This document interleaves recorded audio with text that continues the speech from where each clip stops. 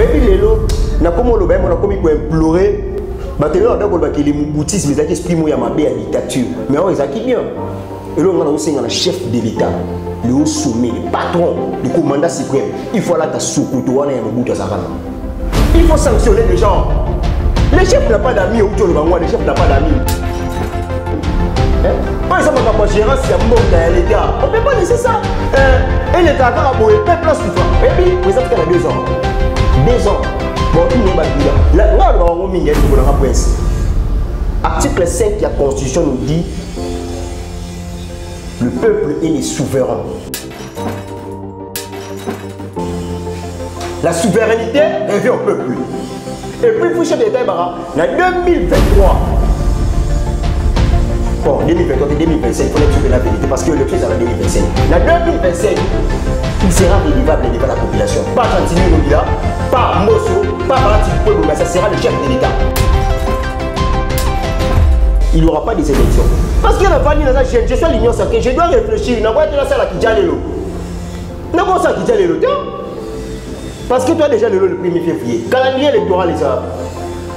On photo les canaux recensement, on photo les canaux enrôlement, on va recommander ma machine. Et ça là ceux qui 6 mois et là, ma mettre ma machine, ne connaît pas il s'appelle. Mon premier ministre Nzamani Bisanga, son excellence Amadou. Na conseil on a été en plein d'État. Sur au démissionné. Autant il y a un projet de léger. Mais si on appelle ça compter, on appelle ça 0. On appelle ça jamais un conseil. Il est non. Il doit se ressaisir. Il n'est pas écrit Jani Mabunda. Le combat continue. Azamuto n'a pas été à se lancer parce que vie politique n'a pas c'est ça la gagnant la vie politique. À se lancer, à ce temps parce que le rien n'est encore perdu. Un nouveau numéro de Décrypto. Décrypto, une tribune Oyo, analyser les actualités ici dans la République démocratique du Congo. Bienvenue à vous si c'est pour vous la première fois d'être à cette chaîne. Nous vous demandons de vous abonner ici dans la Univers Web. Aujourd'hui, une fois de plus, nous recevons Moko ya Mwana Mboka, Vinika Songo. Donc, on va analyser avec lui l'actualité ici. Nakati ya République démocratique du Congo. Tokoyeba kobeta masolo autour ya gestion de Chantini Ngobila. Chantini Ngobila, il semble que ba test des autres qui manamutu ya gouverneur de la ville province de Kinshasa. Azo permettait ba bourgmestre Lolenga Alingi, azo sala marambo Lolenga Alingi sans pour autant que toyeba koyeba que et belé ya action où Chantini a relancé dans la ville province de Kinshasa et ça a vraiment une grande visibilité. Tokoyeba kobeta sous ma solo autour ya projet à chef de l'État.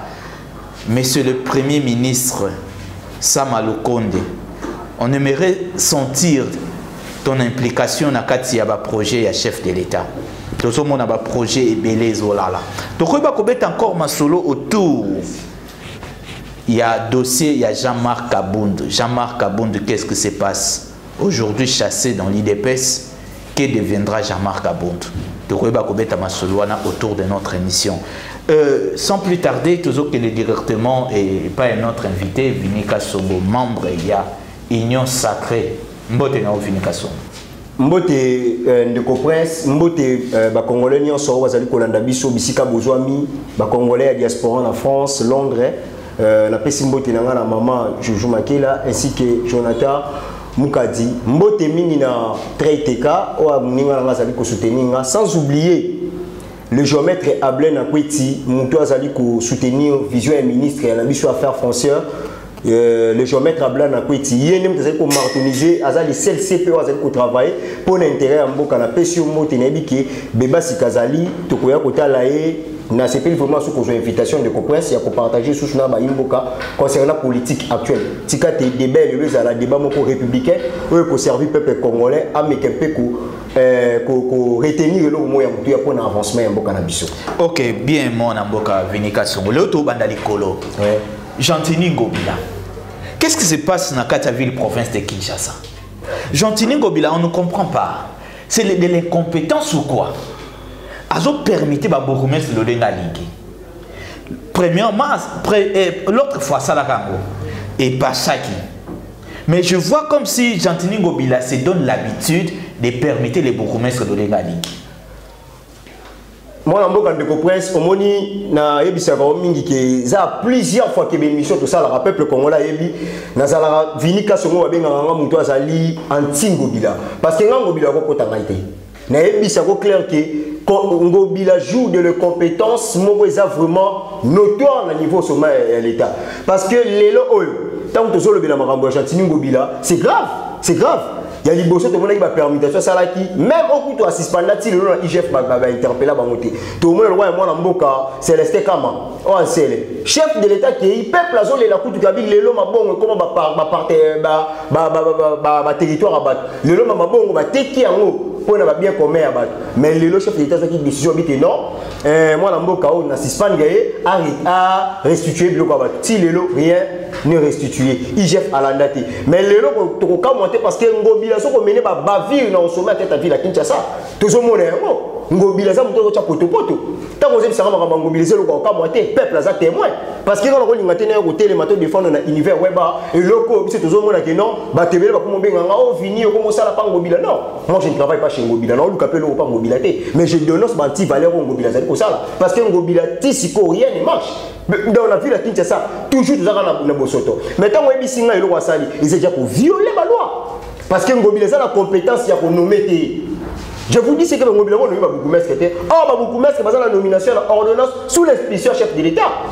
Et puis parrainé par ministre de la Justice.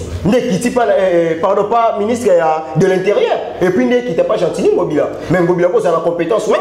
Aujourd'hui, tout bandit l'écolo. Mais parce que Ngobila, je ne sais pas, il y a crise, il y a des tests, manque, il y a des tests. Qu'est-ce qui se passe dans Ngobila? Parce que selon les tests, c'est les vice-premier ministre et intérieur qui doit proposer un chef de l'État et le chef de l'État nomme les bourgmestres. Mais Gentini Ngobila, par quelle compétence il se donne le pouvoir de nommer bourgmestre? Au moins, il y a qui ne Gentini Ngobila, gouverneur de la Kozouaba, parce que l'Assemblée provinciale est un Koufa. Au moins, il y a d'ailleurs, je salue d'abord le VPM Daniel Assé, le ministre de l'Intérieur. Oh, à tel niveau, la décision dans le but qui va retirer la nomination. Mais c'est grave. Gentini Ngobila, Gentini Ngobila fait la nomination et puis il y a ça la permutation. C'est la honte. C'est la honte, il y a une union sacrée. Je suis dans l'union sacrée, je soutiens les institutions au chef de l'État. Mais on a beaucoup. On a l'union sacrée dans la Suède, on a place de malam. On a salué le ministre de la ministère aménagement, nani territoire aménagement. Moi, Kolo Widad, nani c'est qui encore? Ce qui comboyé dans Koloba, oui, son excellence Guy Lando, le Lomoni Guy Lando a Memi, développement à 145 territoires, où tu pas Guy Lando, oh chef de l'État, chef Maël Naï, son hôtel ministre Loka Molène de Sakombi, hôtel ministre Loka Puisse Mobile, hôtel ministre Nabiso Loka Didé Bidimou Naïko Karabi, on met quand même plusieurs chefs d'État. Mais ce qui tient na gouverneur Nabiso, au moins qui est qui ne va bien en taper côté. Tant que tu n'as pas côté, personne ne comprend. Parce que Ngobila joue dans les compétences notoires à la tête de la Kinshasa. Tel il y a ça la nomination. Sans tenir compte que nous avons un ministre de l'Intérieur. Or, on peut sa proposition. En collaboration, au travail, on peut cette proposition de ce qu'ils allaient déposer par chef de l'État. Chef de l'État doit reçoit ordonnance à signer. N'est pas sur la compromis. Mais Ngobila fait ce qu'il veut, à suivre l'ordonnance, à salir à Yemogo, à pas comme on nomme. Et puis, chose grave, permutation. Mais aussi, il faut savoir que Ngobila il agit par un décret. Ngobila n'agit pas par une ordonnance. Ngobila est le chef de l'État qui agit par l'ordonnance. Oui. Mais maintenant, Ngobila, par quel pouvoir? Moi, je ne comprends pas. Ami créé va test ils ont permettre d'agir de cette telle sorte ou comment? Moi, je ne comprends pas. Je ne sais plus situer Ngobila et qui dans ces pays. Au moins, Ngobila est un simple citoyen parce qu'il est tout mandataire. Il faut que Ngobila soit mandaté par le peuple congolais. Et puis par le peuple congolais à travers qui? Les députés provinciaux. Mais nous avons parce que nous avons voté, quand nous avons venu à tout, on a ici des députés. D'ailleurs, nous avons voté. Moi, j'interpelle que le peuple congolais à prendre des consciences. Parce que les députés provinciaux sont votés. Le lot va parler au monde de Bakissal. Au monde de bêtise, amateurisme au sommet à l'État. Il y a un autre monde. Parce que Ngobila Ngobila tant que ça la makamba bongo mutu aza na compétence à kobenga Ngobila le kala percho c'est l'assemblée provinciale APK zana mais APK le tellement ça la dynamique ya Gentini Ngobila yango moni que ça abandonné tant Ngobila ça dit ba dérapage à boui tant que on déjà que ministre lobby retirer nomination sali bazana tant na président assemblée nationale ça et pardon professeur ça la dynamique ya Ngobila aujourd'hui le vice-président dynamique ya Ngobila aujourd'hui que rien ne va changer plus tôt parce que le peuple congolais a souffert mutu azomona pas ses et puis tant on a fait la permutation ne comprend tout au sein de mission na skité on a terrain parce que il y a un terrain le loso ba tebe ba ko ba loba et ça va député provincial mon côté on a moni pendant vacances parlementaires ba quitter la commune pour pas mettre un peu comme ça la table suivi pour pas mettre un peu comme ça la table enquête moule ou tu au bêta lobby à dimanche avant-hier car la ville qui se les a inondés na émission on a la commune à Bumbu où est parti Kimbo Peto ah de comprendre na émission sur le bill maramba Kimbo Peto tchata micro na émission on les a fiasco total na une émission qui si le lot na éviter ceux qui IGF fazo kabiso papa Gilles Alingeti ngai na sepela qui na combo ça la qui na ngo d'ailleurs on a déjà image j'ai fait docteur Etienne Tshisekedi panao mais le lot combo yo amina oui que Gilles Alingeti akenda da ko ça l'inspection na ni na hôtel de ville à c'est la porte mais si l'autre c'est la rapport parce que Kimbo peut être un fiasco et puis ça le loco ba tiens un projet mon pour bivortiser ni budget à l'état parce que si le lot oui que chef d'État va voter le budget 2021 chef d'État a l'on a qui 2,5 millions après ça qui de Gentini Ngobila est-ce que vous voyez ba ngoti le pour l'assainissement ville à Kinshasa mais le traçabilité mon on a dit que là tu es dans de point to yeba ngoti le et puis assemblée provinciale je salue d'abord le combat de Mike Muteba parce que ça y est beaucoup bah c'est bien bah tebele va comprendre pourquoi na saluer parce que le rasa muto ya ça dit ko tia défi to ça dit ko défier Ngobila là il et puis que ça tu tia miko ebele so tunika mutu Kimbo Peto ba même ba ko ba mabanga et puis Kimbo Peto chef de l'état lo ba ngokutu oui ba pe ba deke sambon mais faut y ba à part wana so ke na winzi ba mama futa ka taxe et puis futa ka mbonga Kimbo Peto de ko 500 francs donc par semaine on futa 1000 francs moi j'ai mené des enquêtes mais il y a des gens qui ont une traçabilité. Il y a des gens qui ont une fiasco. Et puis, il y a une permutation. Il y a beaucoup de gens qui ont des compétences. Oh, mais qui ont rajeunir ta situation. Si on a sa compétence, il faut appeler ça. Si le Kenya, mais si vous êtes comment on a basta, on va dire deuxième bureau. Mais Gentini Ngobila, pourquoi pas bénéficier à comprendre ma prérogative selon la loi qu'il peut suspendre, il ne peut pas nommer. Il faut dire à Gentini Ngobila, cher gouverneur, Tolingako Mingi, tu es un Congolais, un papa ici, dans la République démocratique du Congo. Nous t'aimons beaucoup. Mais il faut savoir que le chef n'a pas d'amis. Personne n'a dit que Vital Kamere a quelque chose à la réduire en rien. Personne n'a cru que Jean-Marc Abound aujourd'hui pourrait être chassé près à président de la République. Qu'on pensait na silence na yete que azoti que la yo légèreté. Il faut faire attention avec le président de la République Otozanaye. Lorsqu'on kende na ba dérapage en dérapage, un jour tu seras à la porte et tu sortiras par une petite porte. Commettre des lois dans ta tête et en respectant cela et que sungayo na avenir na yo carrière politique ici dans la République démocratique du Congo. Voilà conseil au président de notre gouverneur. Ndeko point stika. Na émission, au moment où le dossier Gentini Ngobila jouir na ba dérapage aux aïe ça là, nous se photo sur l'assemblée provinciale. Parce que bateau bazan la prérogative ya kobenga ça. Au moment il faut dire ça peuple congolais vérité. Ceux qui le nom Gentini Ngobila sont baissés parce que l'Assemblée nationale l'Assemblée provinciale les a abandonnés. Mais mais président de la République dans la poche n'a été ça force ça. Mais ce qu'il faut y tant que vous avez une union sacrée. Est-ce que bateau soit une union sacrée dans le peuple congolais? Est-ce que réellement bavanda na ba commune ko banga baba makala toujours tambola ba bumbu ba selimba banjili ba kimbanteki? Est-ce que vraiment ba na souci wana to ba leka ataka? Est-ce que Kimbo peut ça na boulevard to la 7e rue? Quel nom on a fiasco ba boumès que ne ba sala? OK, le maintenant samedi ba tambolo si yo no na ba sala la presse. Mais côté la grande direction autant la ville qui Kinshasa c'est abandonné. Balobi au moins to ba Kinshasa la capitale. Faut to la beauté mo image mo mais to ba Kinshasa la belle. Et puis lelo na komo lo ba mo na komi ko implorer ba te lo ndako ba ki le boutisme ça qui exprime ya mabe ya dictature. Mais on ezaki bien. Et là, on a un chef de l'État, le haut sommet, le patron, le commandant suprême. Il faut là ta soukoutou, il faut sanctionner les gens. Le chef n'a pas d'amis, le chef n'a pas d'amis. Par exemple, quand gérance, il y a l'État. On ne peut pas laisser ça. Et l'État a le peuple a souffert. Et puis, président, il y a 2 ans. 2 ans. Bon, tout n'est pas bilan. Là, on a un prince. Article 5 de la Constitution nous dit le peuple est les souverains. La souveraineté revient au peuple. Et puis, pour chef d'État, en 2023, bon, 2023 et 2025, il faut que la vérité, parce que l'élection est en 2025. En 2025, il sera rédivable devant la population. Pas Chantigny Gobila, pas Mosso, pas Barati Pouébou, mais ça sera le chef de l'État. Il faut trouver un clair. Mais, Vini Kasso, oui. Il y a une union sacrée. Oui. Mais lorsque tu nous dis que l'élection en 2025, violation des tests.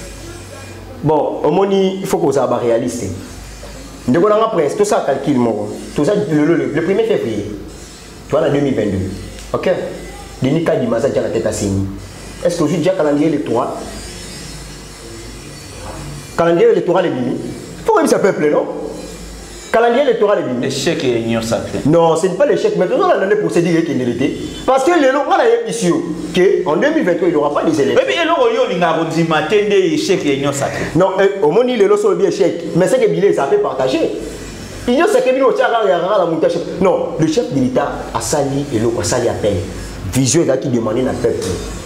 Aux Hollandais. Bailly, ensemble, MLC, AFDC, tout ça, on a une vision chef de l'État. Ils ont émané par le peuple congolais. Mais tant que l'autre m'a dit que c'est la vision, nous avons soit la vision. Nous avons soit la peuple. Nous avons vieux politiciens qui sont là. Moi, je demande au président, où est passée la jeunesse? Parce que le lobby de jeunesse, c'est un renouvellement de la classe politique. Et non renouvellement de vieillard. Comment se fait-il que une question qu'en 2023, il n'y aura pas des élections? Parce que la vanille, je suis à l'union sacrée, je dois réfléchir. Je dois faire la Kidjalelo. Je dois faire la Kidjalelo. Parce que toi, déjà, le 1er février, calendrier électoral, les arbres. On photo les canaux recensement. On photo les canaux enrôlement. On faut pas recommander ma machine. Et ça, là, ceux qui 6 mois, il y a ma machine. Il faut que ça peuple. Parce que notre bateau dans il y a des intellectuels qui nous suivent par ailleurs. Donc, on a battu bien bateau dans la biso. Ça, on analyse d'abord. Ce qu'on a vu là, tout le monde, c'est en 2023 les choses. Bien sûr, le chef de l'État, le chef de l'État a cette volonté-là d'organiser des élections. Mais maintenant, ma chef d'État, ça l'élection. C'est grâce à ce gouvernement. À ce point-là, moi, je ne suis pas d'accord avec toi. Comment ça, le chef de l'État a sa volonté, il n'est pas organisé? Mais non, on m'a organisé. Et puis, vous avez mentionné l'élection du Premier ministre. Le gouvernement est en place, c'est même une l'élection. Parce que tu as le gouvernement. Tu as le gouvernement. Tout ça, le bilan pète. Tu as le gouvernement. Vini Kasso. Oui, ne comprends pas. À ce point-là, moi, je ne suis pas d'accord avec toi. C'est vrai. Est-ce que tu penses que glissement est où tu as un premier ministre ou un président de la République? Comme le loso dit que glissement où tu as un président de la République, non. Moni, ne comprends pas. La paix, c'est simplement il y a un président. Et puis que Emmanuel a un mandat de 5 ans. Après 5 ans, il faut faire l'élection. Mais tant que tu es là, on peut faire une vision de Covini, vision de Yango. Vision de plutôt un monde de prince. On l'a pas de martoniser, on a commis qu'on freiner un mot. Parce que mon Félix a aussi la démocratie. A respecté la démocratie. Parce que le seul la dictature, ok, il y a la dictature. Non, après sur ça là. Félix a violé la constitution, mais il y a la pression des réalités. Parce que comme en 2023, on est revenu, on est rassuré, selon analyse. Je suis à l'union sacrée, je suis là, je soutiens le chef de l'État, mais la salle analyse est claire qu'en 2023, il n'y aura pas des élections. Ok, en parlant de la vision, il y a chef de l'État et les membres de l'union sacrée. Bon. Oui, bien sûr que tout le monde a adhéré à la vision, il y a président de la République. Mais aujourd'hui, plusieurs projets à chef de l'État souffrent. Plusieurs projets. Ils ont souffert. Tu les jeunes, et comme il y a niveau. Zéro trou. Mais nous avons mis tout na opération au zéro trou. Et ça, nous avons pangu. Tu to eza pendant na ba route oyo ba Kinois ba Congolais ba salela. Je ne sais pas zéro trou c'est où. Oui, je vois que na ba kata ba pam na biso nous les cadres ba politiciens, il y a pas de trous mais na banzela il y a plein de trous. Ndeko presse volita mon lobby na mais qui a peu ko balé na nous gouvernement na biso concernant ba projet à chef de l'État. Au moniteur mon lobby na biso politicien ba mapango eza bien mais c'est grave.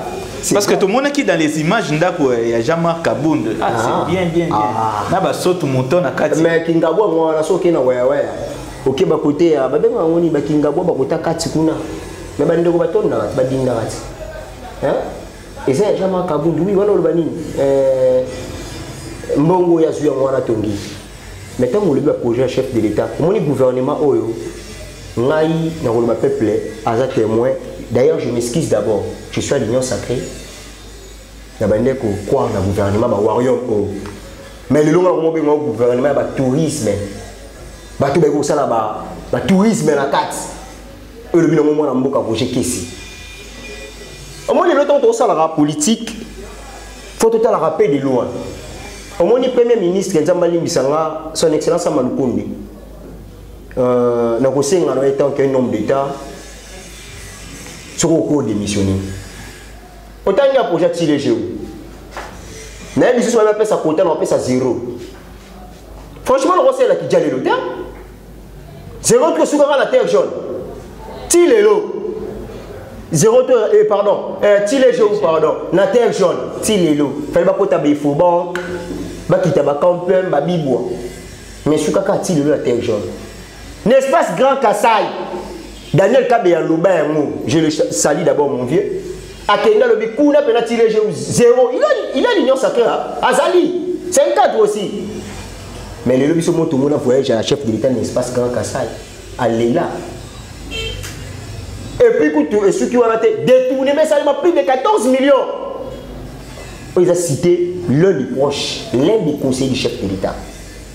Pas de sanctions, je sais. Il y a un petit lilo. Et puis chef de l'État qui mouton toi les monts à tirer chez vous. Place les la boloko. Tilelo. Donc on a émission de presse. Tout ça ça revient toujours dans mouton à chef à gouvernement. Ça m'a le connu. Et on se côté conseil des ministres. Et là on y a le bas. Moi je me pose des questions. Parce que chef de l'État qui a monné le goboyer à Kitisi. Le conseil des ministres dans la ministre de la justice à Zana. Oh, ça le ministre à IPT, à Zana. Bazana Kati. Mais où en sommes-nous? Tant on tourne zéro tout. Mais on a Kamwe. Quand c'est l'université, mais ma mission rencontre une bâtie victoire. Tel est mon exemple. Yo mon zéro tout ma bamba déjà. Quel n'est ma boule ton diable? N'a pas bamba ni changer à tout le monde à mon corps. Oh, on a les cas. Donc, nous avons un gouvernement où nous avons un ministre, parce que ça va l'un des ministres qui va s'occuper du secteur ministériel. Le quoi, son excellence Guy Luando, ça nous a félicité. Nous avons même NT. Parce que ce qui est le chef de l'État, à mettre visionnaire sur le développement de 45 territoires, c'est grâce à son excellence Guy Luando. Aussi, le ministre Affaires français, Molène de Sakombi. Oh, le mission ok, au moment où code cadastral et comme on en place on va sentir que va récupérer ma papa on a confisqué. Hôtel le roi ni Didier Bidim. On se voit qu'il y a d'autres ministres qui ont ça là on Tony Mwaba. Projet pour la gouvernement a rempli projet Moroté. Franchement, je suis clair. Pendant que vous avez cité ministère, on a un ministre. Ouais. Ministère il y a numérique. Nazoye baté, ils ont vivre et lis-moi. Tous les autres ministères m'ont baligé carrément la bâtiment bas en akati. Au moment de presse, le ça ne se passe la politique ils ont politique, faut qu'on y ça de connaître ça la politique. Faut que y a kanaba idée. Faut tout ça la renouvellement de classe politique. Il y a un moment bali tout vous allez ça la loi ba Bino, ba international, ba Maître Roger. Emmanuel Chibambe, pourquoi tu es dans la liste renouvellement de classe politique? Parce que Bissot de l'Uni, jeunesse c'est comme au sommet. Parce que le ministère Otani, là on a retourné à terre, jeunesse c'est numérique. Au moins, ministère c'est Botama, Tilelo. Et ça qui ministère Oyo, Nathan Otozali, yé Moutufala Simba Makam. Voilà ce que. Il y a une émission moni, chef de l'État sont on ne sait pas, est-ce que parce que Zaki ministère moko créé et tira la coexistence ici dans la République démocratique du Congo. Voilà. Bon, je ne sais pas quelles sont les avancées dans la branche one. Est-ce qu'il y a déjà l'administration mise en place? Est-ce qu'il y a les agents pour travailler déjà dans le ministère? Bon, je ne sais pas, tout est sous le cabinet ministériel. Bon, au moins, ceux qui ont appelé la cotation pour le ministère numérique existe en Angleterre. Pour la existe à rater. Attends, qui relève, il y a son excellence et Bendera. Parce que tu dis qu'il y a qui pour se faire se soigner. Mais le ministère a-t-il le lot? Il existe à rater. N'a pas d'importance dans le or, raison quoi pour lire un bon Congoman. Mais il y a toujours des frais de fonctionnement. Mais on a mis sur. Mais le Premier ministre, on n'a pas mettre il faut que le chef de l'État ait pour le ministère ou Salima. Il faut chef de l'État le Bawana. Nous décollons la presse. Au moins, il faut que le chef de l'État vérité. Il faut que une mission à l'endroit qui entourage le chef de l'État de son maître. Qu'on a un entourage, un conseil. Après ça, qui tient le gouvernement, un warrior. Oh, monsieur de Tchelagi Moutema. Et l'autre, ça le matin. Et l'autre, ça le matin. Donc, chef de l'État, c'est lui qui sera rédevable devant la population. Ok. En parlant de chef de l'État comme ça, Vinika Sombo, bon, le chef a son système. Oui. Il fait comme si à un moment donné, mais lorsqu'on s'est réveillé, il y aura des grandes décisions. Personne n'a crié aujourd'hui que Jean-Marc Kabound a actuellement conjugué dans le passé. J'aimerais que tout le monde un peu colobé la dossier à Jean-Marc Kabound. Parce qu'aujourd'hui, Jean-Marc Kabound conjugué dans le passé. Chassé dans l'IDPS. Bientôt là, motion et Rolandaye qui nous dans l'Assemblée nationale pour que Azala écarté na poste il y a vice-président. Et tant que membre il y a Union Sacrée. Événement où il s'est passé dans la IDPS. Quel est ton regard par rapport à ça? Bon, je compatis d'abord dans Jean-Marc Kabound. C'est vraiment un soldat. Je sais que Kabound a gagné trop à l'IDPS. Et puis, que Kabound a réussi à trop politique. Aza monté au Mingi, a salé vraiment, Congomani. Bon, et ça n'a pas passé. Mais tant que politicien, conseil, on va repérer ça. Pour la relingater le lot bimisa mama bena et tout la pesa parce que ils sont sur le barrage mutumo taza parfait je connais blog ce Jean-Marc Kabound sali mais moi je salue d'abord son combat parce que ça muto a bundi mingi mais le seul conseil on peut saluer Isaki si réellement azamuto servir pour le peuple congolais activer parti politique nae ou Isaki marche à se relancer dans le combat. Parce que nous avons clair que ceux qui ont mis Tiki Kakaboué, tu as l'histoire de Jean-Marc Kabound comme on dans le passé. Parce que le lot de moni, c'est lui qui aura semé le vent, récoltera plutôt la tempête. Il ne peut pas se marier en Azui. Moi je pense que nous n'avons jamais